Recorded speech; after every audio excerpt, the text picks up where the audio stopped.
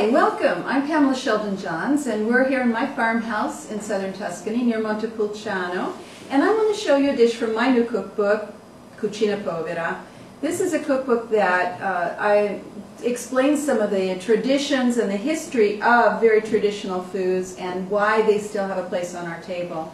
Today I want to make Ceci Stufati, which are chickpeas that have been stewed. Very simple dish, not very many ingredients, and something that you can put on the stove and come back a couple of hours later and have for lunch or dinner. Alright, so it starts with what I call the Holy Trinity. This is the carrot, celery, and onion. This is the base of all soups, stews, everything. This is the foundation flavor right here. And it's called the sofrito. Sofrito. In French you call it mirepoix. Here in Tuscany we call it the sofrito. This gets sauteed in olive oil. And with it I'm going to put a little bit of extra flavor. Now this well could be a vegetarian dish, but I'm going to add a little bit of anchovy, salted anchovy to it today to give it a little bit more boost. Into hot olive oil. And I'll add the anchovy, and this is going to cook for about 3 to 5 minutes until the onion is golden. Okay, I think now the onion has started to turn a little bit golden and we can go ahead. What I'm going to add are the chickpeas that have been soaking overnight. And what I like to do when I put the water on to soak them, I crush a little bit of sage leaf in there. And I add some other aromatics, a little rosemary, and a smashed clove of garlic because it's rehydrating. And as it soaks up that water, it's getting flavor from those ingredients too, which makes it delicious. And they puff up to practically twice their size. They're still going to need about an hour and a half to cook though.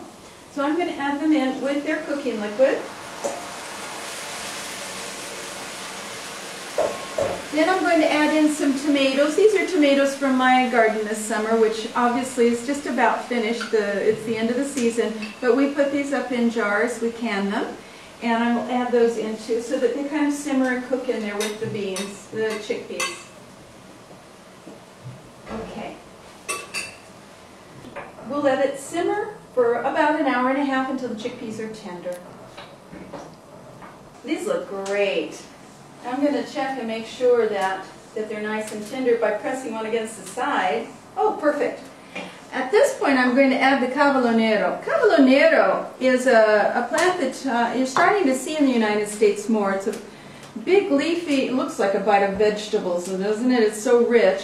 Also in the States called lacinato or dinosaur kale, and I'm finding it a lot in farmers market when I visit over there now. This has been chopped up, and I'm going to add this.